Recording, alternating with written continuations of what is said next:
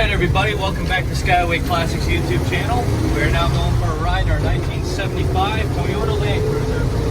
Very fun vehicle here at Skyway Classics. As you do know, the Land Cruisers are definitely the best option over the 4Runners and the other Toyota makes. But more importantly, you can beat the hell out of these things and they'll last forever.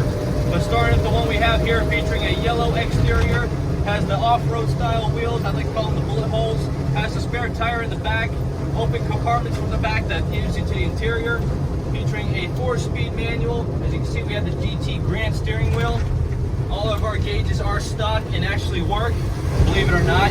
They even put an aftermarket temperature gauge and an oil pressure gauge to make it somewhat accurate. And then we have an aftermarket AC system down there, and even the instructions on the glove box door to tell you how to actually drive a manual. Not saying you don't know how to drive a manual, but if you're part Gen Z or newer, you definitely don't know how to drive manual. Which leads us to the underneath, inline 6, not too fast, still has a good amount of power. And as for now, we can test the brakes. Brakes are pretty good, and yeah, I think that sums it all up. But as for now, we're just going to get it turned around and up on the lift, so stay tuned to see the underneath.